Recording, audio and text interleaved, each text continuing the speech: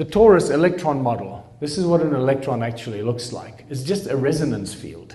Much brilliant work has been done by many brilliant researchers and scientists.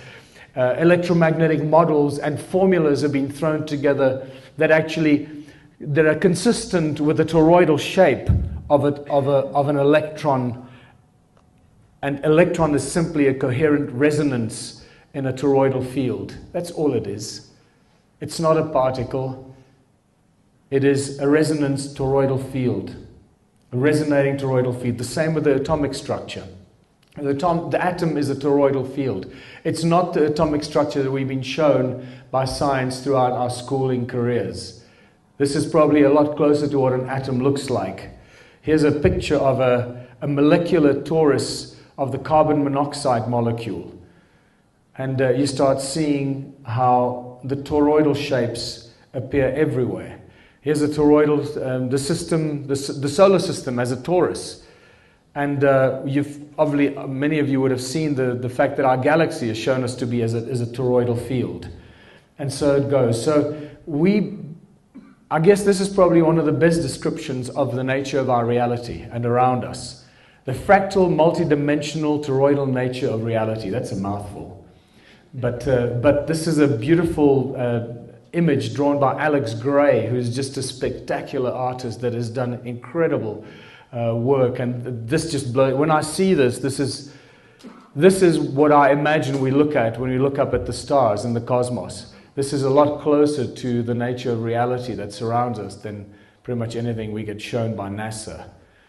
This is all to do with toroidal fields and magneticism. Now, everything is sound and magneticism, and this is really important. How are you guys holding out? Are you okay? You're the guinea pigs. This is the first presentation that I'm doing. I realize I'm going to have to cut this a lot shorter, but I'm testing this on you tonight, and I'm trying to see which parts I'm going to have to take out to cut this down. But so just hang in here, okay? So what most people don't know is, remember, sound. God said, "Let there be light." So it's sound, moving sound. Sound manifests as toroidal fields. Those moving toroidal fields create magnetic fields, which are toroidal fields as well. And moving magnetic fields create electricity. That's the sequence of events. This tells us that because sound creates magnetic fields, it means everything must have a must be magnetic in some sort. And in some sort of way. And if it's not, there's a very specific reason why it's not magnetic. So here's an example. This blew my mind when I found this little thing from Los Angeles, from UCLA, I think. This is such an important little video that will change your perception of what our universe or what our reality around us is, and how important a role magnetism plays in everything that surrounds us. You might not think of water as being magnetic, but it is, and so are graphite, aluminum, and glass. This is a new and different category of magnetism called either para or diamagnetism, and it's different from the magnetism that you're used to. You're probably already familiar with ferromagnetism. Ferro means iron. An unmagnetized piece of iron, or nickel or cobalt, becomes a magnet in the presence of a magnetic field.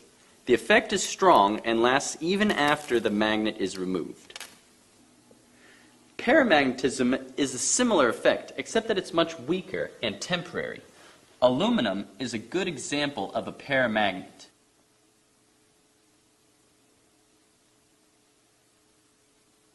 And so is oxygen, which is attracted to magnets. Here, I have a few milliliters of liquid oxygen, which sticks to the magnet. I'll explain why later. Gadolinium oxide and cupric sulfate are good examples of paramagnetic substances. Cupric sulfate is a salt that can be picked up by a magnet. Diamagnetic materials are exactly the opposite of paramagnetic. They are always repulsed. They would rather die than be in a magnetic field. An important example of a diamagnetic material is graphite. This specially made pyrolytic graphite is repelled by a magnetic field. Don't be confused. This is not static electricity or eddy currents. Graphite is repelled by a magnet, always, both by the north and south end. Pyrolytic graphite is a grown crystal of flat carbon layers which maximizes the diamagnetic effect. Of course, the best diamagnets are superconductors, which at low temperatures provide exact opposite repulsion to whatever magnetic field is present when they're chilled. They are perfect diamagnets. So it gives you an idea how the nature of reality around us is just, we just don't get taught this stuff, you know, we don't think about it in that sense. And how sound is actually the cause of all the stuff that we're witnessing here. And, sorry, let me go back here. You might have seen this thing before. So this sort of quantum locking is actually just a magnetic effect. You just saw it in the previous video. So what if we got here?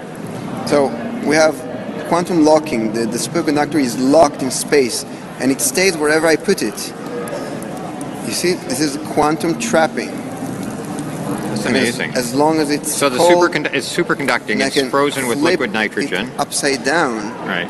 And it stays locked. So the fact that it's superconducting is locking the magnetic field in 3 dimensions, right? Yeah, exactly. And that and pivots. You see, because this is symmetric, it can rotate without break the locking. The locking doesn't break. Right. Because it stays there on the X and Y, but not on, it pivots on the... Yeah, on the axis of the magnets. You see, if I can move it on the side, it will again pivot around the axis of the magnet, because it makes sure that the magnetic field inside of it stays the same. Right. It's astonishing. Can you put it on the track for us? Yeah. I just levitate it above the track quite high, and I can just rotate it. So it's actually floating above the surface. Yeah, it's not floating, it's locked above the surface. So you could tilt it at an angle and it would fly around. Like this, and it will just go around like this. Heading with this. You can then go and put it at different height, and then like this. And lock it at the height. Lock it, yeah, different height, different configuration. Right. And I can even lock it at opposite way. If you could just hold for a minute. High. I'm doing the same thing. I'm locking it upside down, and then it is suspended. Fantastic. So magnetic fields do what? They do exactly what sound does. They create toroidal fields. Just if you do this, you immediately see the toroidal fields being created by magnets around them, little toruses. And this is a full magnetic field, toroidal field spectrum. It's both positive and negative on both sides. There is no positive and negative in magnetic fields. This is where we've been incorrectly taught. It's actually just one field that work in opposite directions. It's centripetal forces that work against each other and oppose each other. And the complete toroidal field, like the toroidal magnetic field like this, has a both positive and a negative on both sides. So it both pushes and pulls from both sides. That's a complete magnetic toroid. It's not north on the one and south on the other. That's an incomplete magnetic field. This is very important information, people, and this connects us to some of the biggest lies we've been told about our reality and the world that we live in. Because we've been told that the sound of the earth creates a magnetic field. Sorry, it's the sound of the earth that creates a magnetic field, and not the molten iron core. There is no molten iron core in the center of the world. That's another theory that's been proposed, and most people believe it these days. It's a nonsensical idea.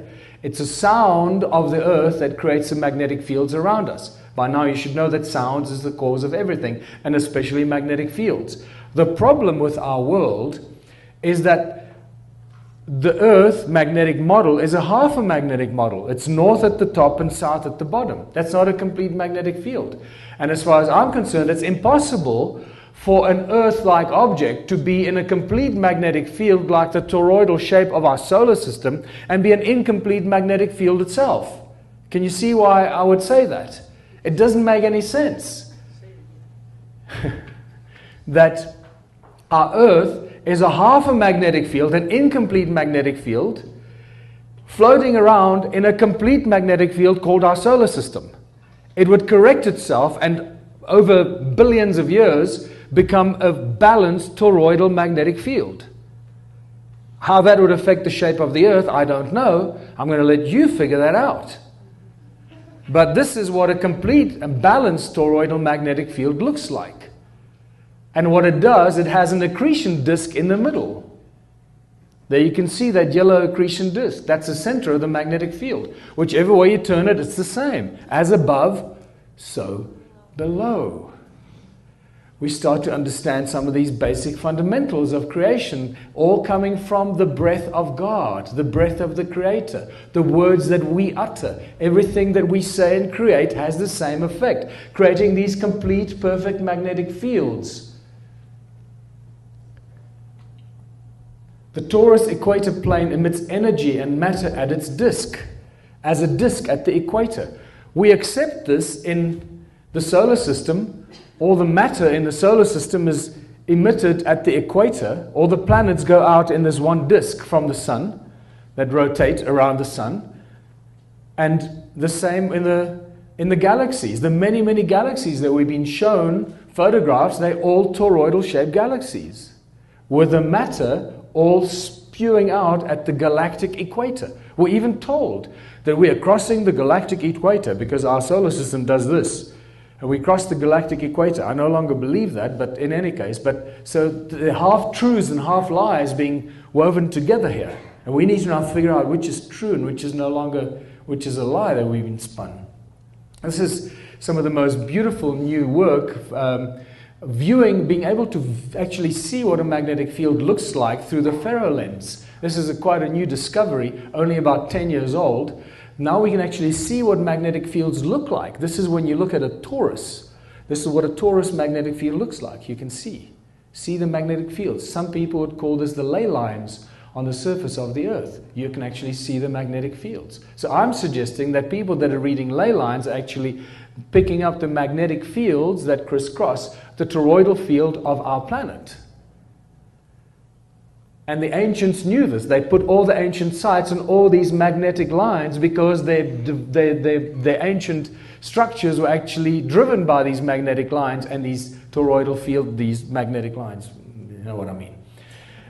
When you look at the cone-shaped magnetic field under a ferrocell, look at this. When you take a ferrocell and you put it over a speaker, like a speaker magnet, look what it does. These beautiful cone shapes that face the middle, just like what? Just like this guy's wristwatch. Can you start seeing why I'm suggesting that these guys were using technology? It was in their wristwatches, they had the cones, all to do with magneticism and sound. We just never saw it like that until we got the ferrocell given to us.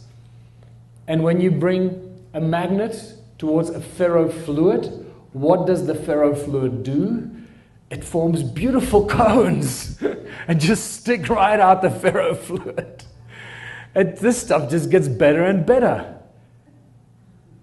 And now you start seeing how sound and magneticism plays a role in nature, in structuring the flowers and the shapes of trees, and everything around us is driven by sound and the magnetic fields that actually create the shapes around us.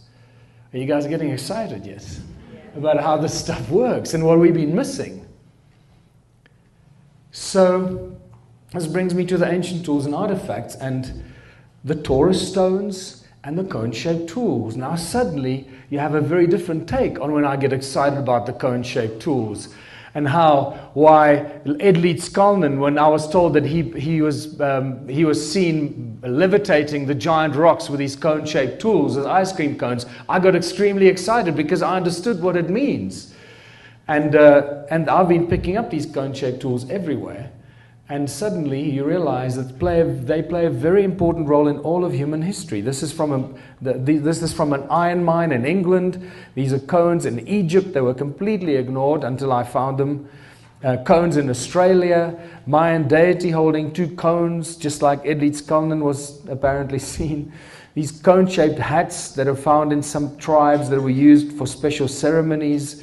Why do wizards have hats has cones, and why are wizards' wands cone-shaped? And this gets really exciting.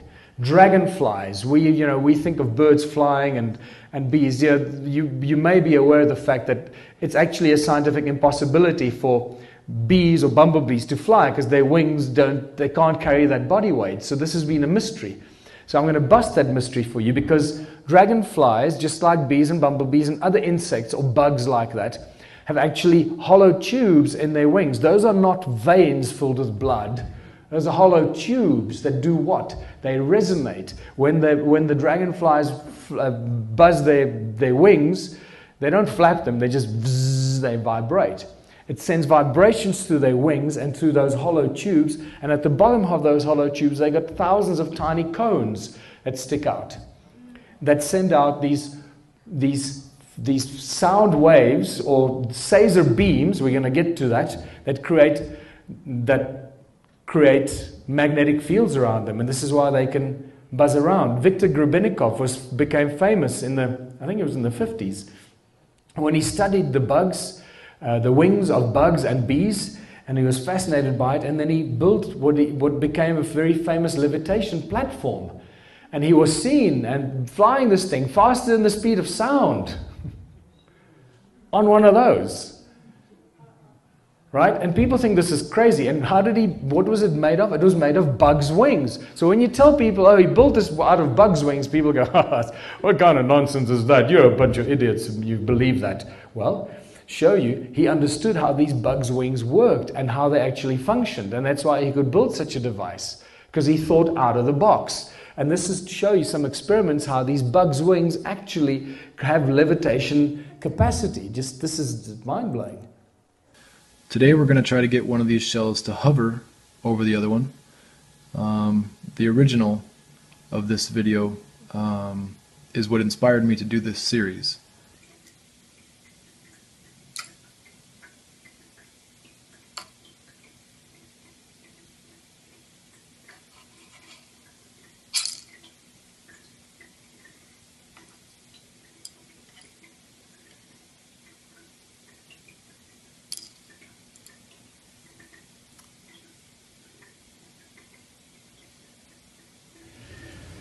Nature is fabulous. So there you have an idea how Viktor Grebennikov built his little levitation device out of bugs' wings, because he figured out how these things work. And then we get to the cone-shaped tools in the Rosicrucian Museum. Somebody emailed me today, saying, hey, he went and he saw these cones in the Rosicrucian Museum in San Jose, and they're really there. So he was surprised that I wasn't making it up. He said, I blew his mind. And yeah, and they are written, can you see cuneiform texts that actually commemorate the building of the temples in Sumer, and one of them specifically refers to the temple of Inanna. So somehow they were used, just like Edlitz-Kolnen was levitating the giant rocks of Coral Castle, they were using these to levitate those giant stones of the temples of Sumer into place. And here is our friend Edlitz-Kolnen, Coral Castle. And he levitated those giant blocks. I think the biggest stone there weighs 30 tons, or maybe even more. And I called it the ice cream cone phenomenon, because that's what he was described. It was said that he moved them with ice cream cones in his hands. And to an uninitiated person, that would sound ridiculous. But now you all know why that is so important. It's a spectacular place. I've never been there, but I've seen lots of videos of it, and I can't wait to go. And then we get to our Taurus stones, our sacred Taurus stones, which are clearly not weights for digging sticks, and they are far more important. They are very, very powerful toroid vortex field generators. They generate huge amounts of energy around them, just like our galaxy, just like our solar system, just like our bodies, just like our hearts create toroidal fields around our bodies. And these, they seem to suck in the ambient sound around them and actually amplify that. They create scalar vortex technology. That's really what they are. So please understand this, that at the center of that torus is what some call the 0 point, or the vacuum, as Nassim Haramein calls it. That's where we enter into the infinite density of creation. and Nassim has shown very, very successfully with his papers that the density of the vacuum, where everything out of that point out of which everything manifests into reality, into this much less denser thing that we think is our reality, our body, which is actually empty, it's just full of a bunch of atoms and whatever it is, just resonating. That the point out of which everything manifests has infinite density. That's the 0 point. So now you can understand why sound travels infinitely. Because in an infinite density, sound and resonance travels infinitely fast. But light travels infinitely slowly. So that's a very quick way to figure out why sound and resonance travels instantly. Because it goes into the 0 point of every atom in our body. As we think, as we speak, it enters all that inside us, and it enters the 0 point and the fabric of all creation, and traverses everything instantly. So when these toroidal shapes work, they suck in the ambient sound and they create, and as it hits, those 2 points hit each other, they create this next scalar wave around it, and it comes around and it enters it again, but it happens simultaneously. So it's this actual field that sits there all the time, just resonating. So it looks something like that. And this is one of the stones that we put in a bucket of water, and the next morning it had these thousands of bubbles that were swirling around, moving into the center of the stone. And then you may have heard the story of Nassim Haramein when I took him the stone, and this stone over there, when I flew via Doha to Chicago. By the time I got off at Doha and got into the plane to go to Chicago, plane was delayed, and eventually I was called off the plane because they said there was a security threat in my bag, and there were five guys with guns around my bag, and they made me open my bag. We were already 20 minutes delayed, and by the time I opened my bag, I took the Torah stone out, and I said, "Oh God, what am I going to tell them?" And I said, "Oh, it's African arts and crafts, you know. It's a present from my friend." And by the time I got back on the plane, when we sat down, my partner told me that when the captain came out of the cockpit, he said that whatever is in that bag crashed the TSA security system. That's why they delayed the plane for 20 minutes. They wouldn't let us take off until they found the owner of that bag and what was in that bag. What I didn't figure out until like 2 years afterwards is like they didn't even question what was... I pulled out the stone and, you know, sweating profusely because they're five guys with guns, and the stone was wrapped in like bubble wrap and backing tape, so it was not easy to open it up. And, you know, I felt like a drug dealer because it looked like, you know, movies or the drugs backed in. And eventually the stone popped out, and it's like, okay, cool, put it back. They never asked me to check the rest of my bag. They knew what they were looking for.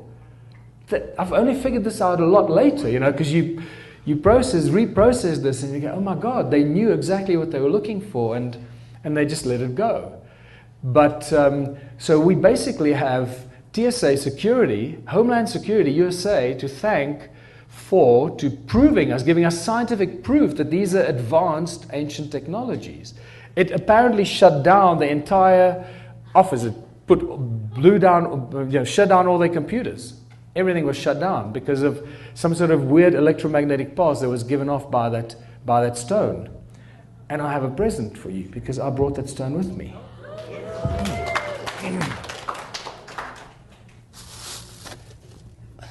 This is it. Thanks to Mark over there that drove all the way to Vegas to fetch the stone. The stone has been sitting with Nassim for a long time. I thought they would do some research with it, but they didn't.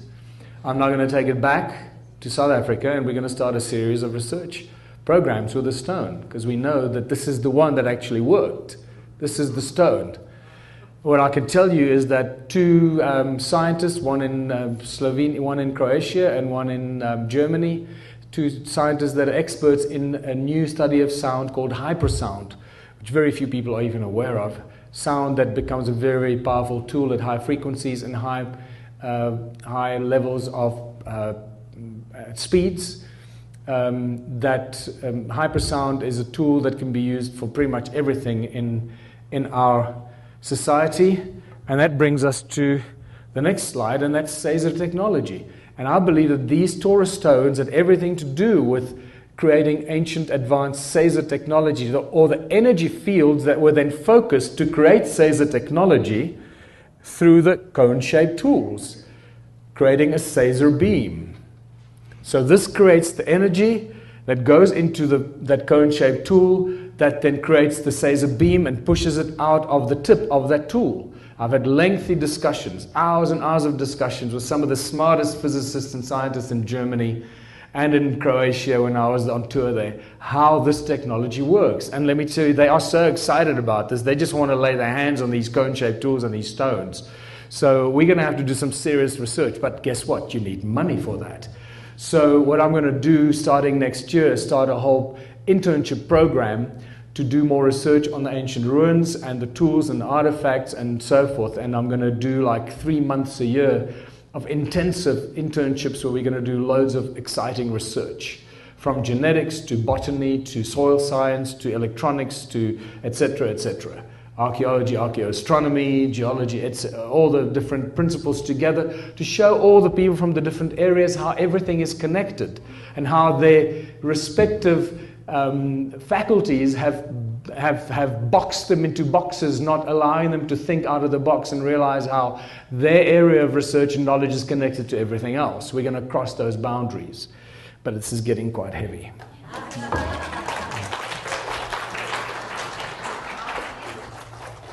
So, I beg your pardon? We can, you can come and hold it later, just at gunpoint. I'm not letting that thing out of my sight ever again. So we're dealing with some ancient knowledge that's giving us a very clear indication of how we can use this ancient technology into the future. Keep in mind, what have we got in our eyes? In our eyes we have rods and cones in our retina, right? What are the cones in our retina connected to? The optic nerve is connected to? Right in the middle of your brain is your pineal gland. Correct. So somehow our pineal gland should be controlling our eyes and our optic nerve. And our pineal gland should be picking up all these other frequencies, the all-seeing eye of Horus, connecting us to everything, every frequency, and giving us ESP ability and much more. But we can't do that because those bastards several thousands of years ago screwed up our pineal gland with those cones of theirs. But if you look at our eyes, so in our eyes, in the iris is actually like toruses. Right? Look at the toruses in our eyes. And the toruses have lenses in them that focus the light, which is also sound, because every light frequency has a sound frequency attached to it. So it sends the sound and the light through the lens, through the center of the torus, into the cones in the retina. So now you understand why I get excited about these toruses or the cones combined as tools that could be used to do things that we can't even imagine yet. We've got this technology encoded in ourselves, and this is why when I say that we are advanced technology, people don't get it. We are the most advanced technological tools walking around on this earth. It's encoded in us. Our DNA has all the knowledge of everything in creation that was put there by Enki. And those bastard Anunnakis that turned us into their slaves, but it seemed to be back here kicking butt with all those other entities that are causing trouble for us. But that might be too much information for some people. But what this all leads up to is that we should be able to do anything. We should be able to think anything and manifest it instantly. We should be able to use our eyes like Superman and do stuff like this. We are absolute ultimate creators. We are co-creators of our own reality. And I'm getting totally distracted here, but I get excited about this. And this brings us to the question, what are the stone ruins all about? Are you guys tired? Do you want to... I'm not sure which of this I'm going to have to cut out, but I'm getting tired myself. But so what are the stone circles all about? By now you can see that clearly we're dealing with cymatic patterns. Very obvious we're dealing with cymatic patterns. That's what every stone circle is. It's just a representation of the sound frequency that comes out of the earth at that specific point. That's what this is all about. And some of these cymatic, like sand on a metal plate, but now these are stones, right? Some of the structures are actually very distinct magnetrons. And of those flower shapes, every time you see a flower-shaped stone circle, it means they actually built an ancient giant magnetron like this. Magnetrons that can cut metal in a split second. And I asked 2 magnetron scientists, how much energy would a magnetron 40 meters in diameter generate? Remember that a tiny magnetron can create so much energy in a laser beam that cuts metal in a split second. I mean, it literally just melts the metal. Bzz. And the answer was that a magnetron that size would create more energy than all the power plants on Earth together combined. We have thousands of these magnetrons in southern Africa, thousands of them. So these guys are generating so much energy, it's insane. And we know this because we measured it. We measured the sound frequencies, the electromagnetic fields, the loudness in decibels. And it's just insane what's coming out of these stone circles. I'm not going to bore you with that because it's just, it's getting late. Adam's calendar is the most powerful of all these ancients of these stone circles. Adam's calendar is actually much, much more powerful. It's as if they all seem to be sending their frequencies to Adam's calendar, and that's like the collection point for all this, the energies created by all these millions of stone circles. That's what it seems like. I can't say it is, but that's what it seems like, because the frequencies there were just ridiculous. Beyond 375 gigahertz coming out of Adam's calendar at the site. And electromagnetic fields that run horizontally and then vertically between the 2 stones in the middle. So what we have at Adam's calendar is a very definite toroidal effect. And it's alive even today, because we measured it. And that reminds us that the stones that ring like bells are what? They're just crystals. They're very, very high in crystalline substance. Very rich in quartz and silica. And remember, silica carries memory. Quartz carries memory. You can store virtually infinite amount of information and knowledge in quartz crystals. And this is why they don't put them in our computers, because that would make the computer industry obsolete. That you buy a computer once and never again. And that's what we're going to do in our Ubuntu communities, build bloody supercomputers. So, because we know how to make them. So when you look at ancient structures built out of stone, you realize that these guys knew exactly what they were doing. They understand that stone is the tool that carries with it, in it, information, storage capacity. It's an energy source. And that's why they used stone. Not because they were stupid, because they were very, very smart. We're the dumb ones, but we're catching up quite quickly. So what's very obvious now is that all these ancient structures, from the pyramids, Borobudur, etc., are all ancient machines.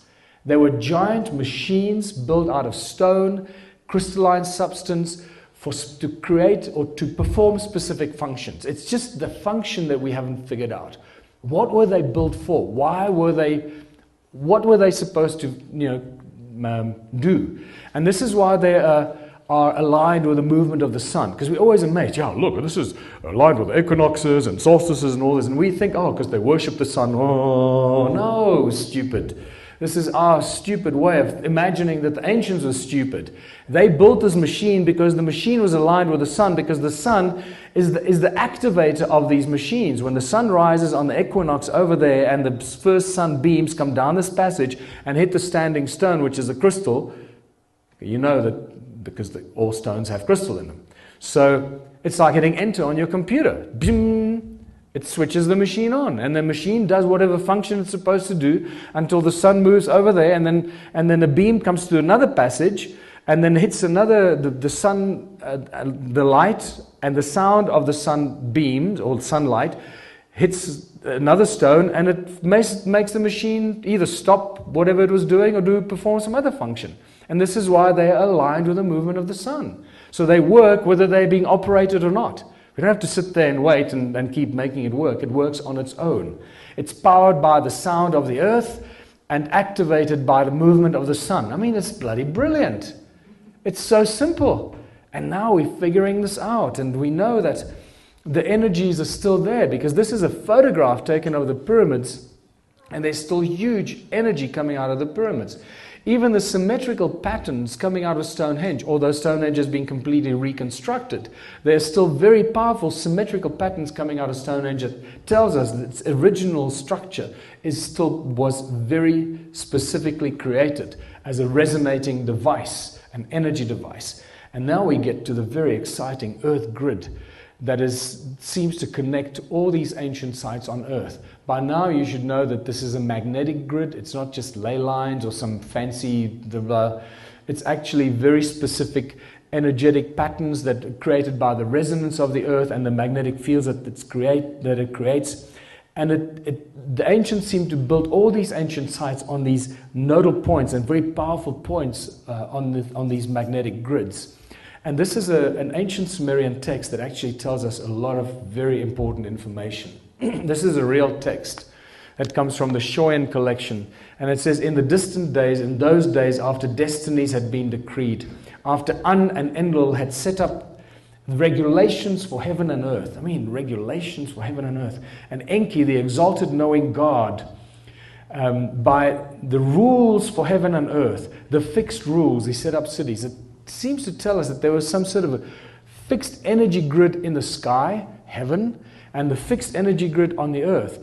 And based on the energy field in the sky and the earth, they set up the cities on earth on these specific nodal points. And then David Wilcox several years ago discovered that the emblems of the Space Command and the Air Force and so forth in the USA refer to the rules. And they have these bands around the earth, these white bands with these little delta shapes on them. And they refer to those bands around the world as the rules. And they say there's some sort of energetic field around the world. They don't know where it comes from, but it's always been there. Some sort of energetic field up in the sky that this same Sumerian text seems to refer to. They built the cities according to this energetic grid. And here we have the same rules. Read there, it says, the fixed rules, by the rules for heaven and earth, the fixed rules, they set up the cities. And here we have the fixed rules in the sky on the military and Air Force logos. And my friend Paul Gravenstein in South Africa, who's a remarkable guy, but we don't have time for me to talk about him, he actually measured these rules or these energy grids in the sky. He phoned me out of the blue and he was freaking out. He said, I don't know how to tell you this. I don't know who else to tell, but I picked up this bloody energy grid that's up in the sky. It's just everywhere. It's like a matrix. It's like it consists out of ones and zeros. It's like a binary code, powerful energy field up in the sky. And he said he sent up a few energy beams with these devices to try and break it. He says it breaks it momentarily and it instantly reforms. You cannot destroy it. He says you can't break it. It's indestructible. And I just realized that all this ancient stuff that we're dealing with, just like I said, these ancient machines are just advanced technology on a gigantic scale. These obelisks in Egypt, they ring like bells. If you listen to them, they ring like bells, just like those stones in my museum. And when you go into these temples in Egypt, you know, we were told that they were built for this and offering. It's all nonsense, offering and praying. It's just too many pillars, not enough space. When you look at them from this angle, you realize that this is just something very different. And all those pillars clustered together, why would they build them like that? And then the more I looked at it, the more I realized, now inspired by realizing that the stone circles were powerful energy generating devices, suddenly seeing aerial photographs of these temples in Egypt, I realized that they weren't temples, but they were actually templates. That we're actually looking at gigantic energy circuits, circuit boards on a gigantic scale that we could never have imagined. It's just beyond our imagination. The scale that these guys were building things on is something way out of our perception because we just don't have enough money to do that. And macroprocessors, gigantic microprocessors become gigantic macroprocessors. You know, and here we are told that these were places of worship, and then this is where the people lived. No, these are giant bloody macroprocessors, and that's part of the circuit board. You know, it's what it is, and you can start seeing that the pyramids were the same thing, giant powerhouses creating huge amounts of energy. And just, you start seeing things and recognizing how all this fits into ancient history. Sacsayhuaman is also just a giant circuit board. When you look at images from the air, you realize it's just a giant circuit board. It's not a fortress on top of a mountain to ward off marauding crowds and guys on horses and spears. No, it's a giant circuit board. And Borobudur in Indonesia, I mean, look at this. This is just insane. It's like just by looking at it, you see it actually resonating in front of your eyes. It's actually moves. And look at the top of Borobudur. That doesn't tell you that these are energy generating devices shooting stuff into the sky. So all of these ancient temples and structures somehow were built, or many of them, to generate energy and shoot it up into the sky.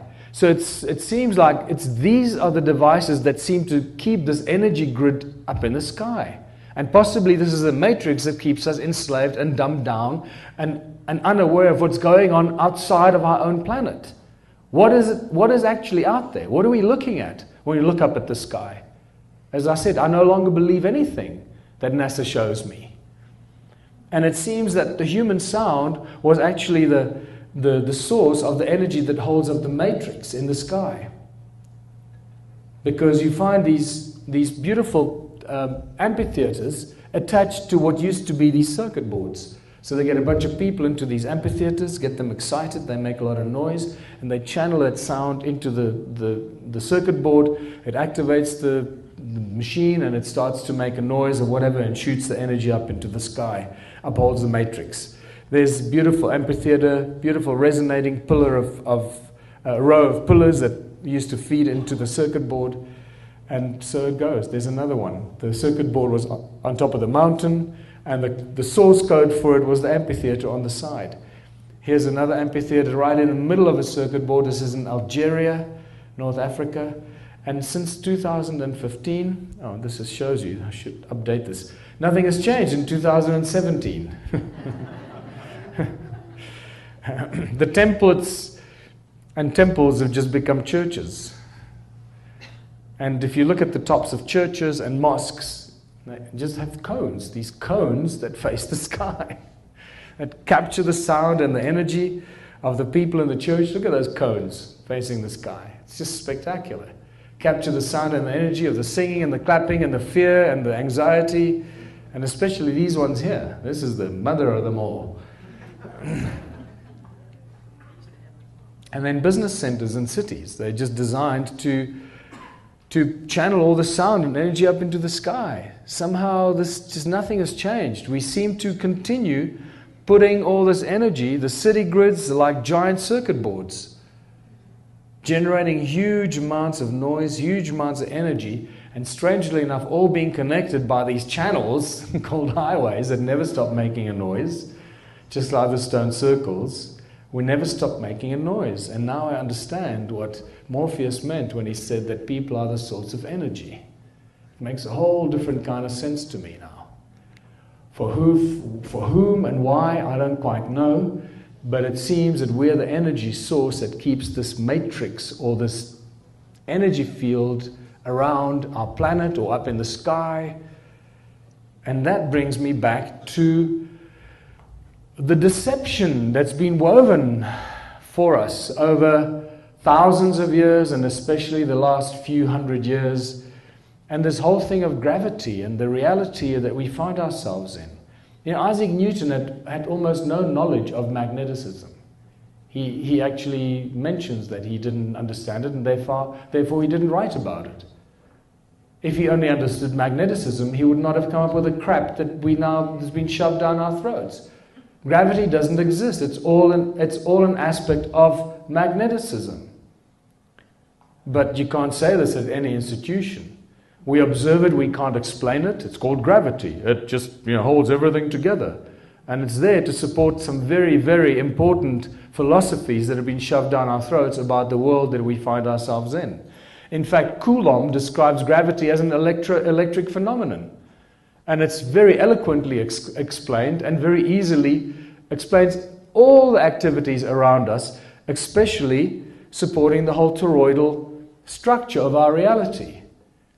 Gravity is much easier explained and explains all aspects of our reality through magneticism, and not through this invisible, undefinable thing called gravity. Sound creates magnetic fields, moving magnetic fields create electricity, everything is affected by magneticism, sound and resonance. And therefore gravity is a consequence of sound and magneticism, and this is why it should be called the magneto-electric universe and not the electromagnetic universe. And we can start looking at the world we find ourselves in very, very differently. In 1887, there was a very important experiment that was performed, and I'm almost finished here, people. So you can just relax. This is the home run. This just blows my mind, okay? And in 1887, these two brilliant scientists, and they were pretty much pushed out of our knowledge pool, out of our psyche. Michelson Morley performed what became a very important experiment, because until then, all scientists throughout the ages were obsessed with the ether. It was called the ether. The ether, the breath of creation, what holds everything together, what holds creation together, what holds the planets in place, and so forth. And it was called the ether. And they were obsessed with the ether, and they couldn't quite understand what the ether was. They had all kinds of definitions for it. If only they understood that it was vibration and resonance. That's really what they were describing, was the ether, is vibration and resonance. The breath of the Creator that holds everything in perfect harmony and coherent, resonant harmony. So Michelson-Morley experiment was performed to prove the existence of the ether. And they wanted to prove that the Earth moves through the ether. Well, they did two very important things. First of all, they couldn't find the ether. They couldn't prove that the ether existed. And they did this with sending out light beams in perpendicular directions, and they were measuring the movement of the light bouncing back, and they found there was no movement. I'm giving it to you very, very basic English, so it's easy to understand. You can go and research this yourself. And what came back is that there was no movement, there was no deflection, nothing. So the conclusion was that the Earth is not moving through space.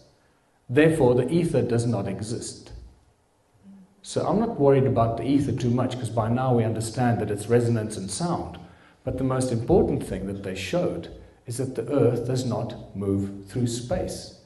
And as we sit here in this room right now today, there is no scientific evidence whatsoever that has been proven beyond any shadow of doubt, other than the evidence that we've been shown by NASA or the other space agencies. By now we know who they are and who controls them.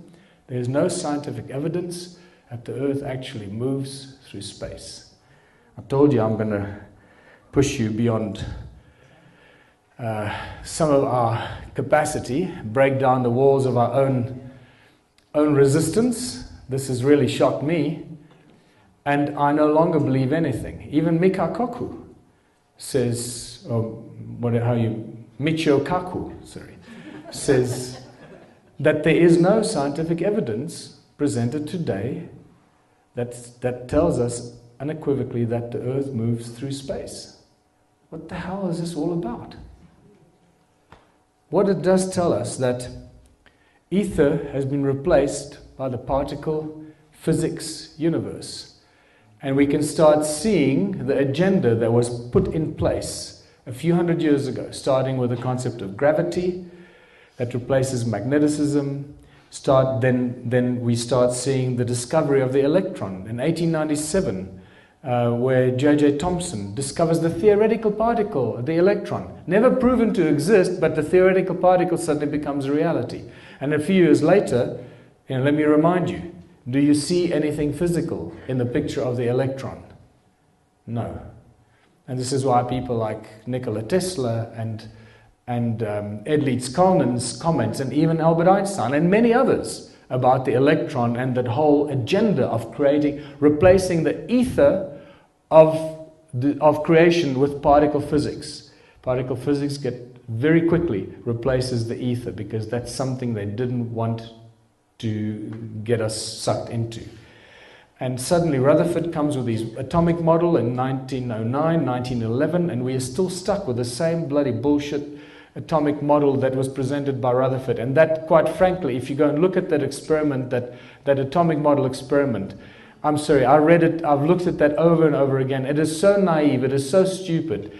And it can be so quickly and easily explained with magnetic fields. Everything that Rutherford experienced and reported on with his experiment could be very simply explained with magnetic fields and toroidal fields. And then by the time Einstein released his theory of relativity, that was the final death knell in the ether, or the theory of the ether, or as we call resonance and frequency. What's even more interesting and important is that the many experiments that have been done with the cosmic background radiation over the years have brought back some very, very interesting results. And Max Tegmark from MIT, in The Principle, I don't know if you've seen the documentary called The Principle, very clearly tells us, and he's the guy that drove that experiment, they found that from our perspective, the Earth is the center of all of creation. This is not popular in mainstream science. And yet this is what the most mainstream science results are telling us. That from our perspective, the Earth is the center of the universe. Not only that all the other observable galaxies and solar systems seem to exist in layers moving away from Earth as the center of the universe. Do with this information what you want. What I'm going to bring you back to is that everything is connected through a fractal nature of resonance that creates magnetic fields and toroidal fractals throughout all of creation. The atomic models, the quantum theory, all of that stuff can be very easily explained with the stuff that I shared with you, with sound, resonance, and magneticism. What happens is that the more questions we ask about this, the more mysterious are the things we find. And this is why I call this presentation exploring the nature of our reality and really pushing the boundaries of our own capacity to tolerate new information. Because this certainly has shaken my reality, and I no longer believe anything I'm told by any university professor anywhere, because they're all lying. And yet, Max Tegmark gave us some very interesting information. What we do with it is what matters most. What do we do with all this knowledge? Because we can't affect what happened in the past, but we certainly can affect tomorrow morning when we wake up and we enter the world and we share our knowledge and information with others. And this is why I believe that we're the ones we've been waiting for, and we are co-creating a new reality. Now that you know how powerful your thoughts are, how powerful every word you write, how powerful every message you leave for somebody on your cell phone, how every email you send, how powerful all your communication and all your thoughts are, you realize how quickly we can co-create a new reality for ourselves. Because all of this positive stuff, the positive thinking, the positive talking, the positive co-creation of a new reality for humanity that is filled with prosperity and abundance is right here. We are creating it as we speak it and as we think it. No one can stop that. It's up to us. And the more people say it, think it, speak it, imagine it, the quicker we're going to create it. And we are more enslaved now than we've ever been before, but with this enslavement comes the absolute understanding of how important it is to liberate ourselves from this enslavement. And it'll require a whole new kind of thinking, because we cannot solve the problems that were created for us with the same kind of thinking that created the problems. So our system is broken, it cannot be fixed. We need a whole new kind of system to get out of this mess. We've been born into the slavery, we now understand it, we've grappled with it, it's okay. The fact that we get it, we understand it, we can now do something about it. And remember, that it is the money system that has controlled us, that has enslaved us. Money is the tool by which we are enslaved. Until we come to terms with what money is, where it comes from, how it was created, we will remain subject of those who control and create the supply of money. And if you don't know this yet, the Sumerian king's tablets tell us very clearly that money was created as a tool of enslavement at a very specific point in time in history. It's when these first priest kings were descended from heaven to earth, and these first priest kings created the form of writing. They wrote their clay tablets, and they issued their clay tablets from their temples as the first bankers, as the first forms of money.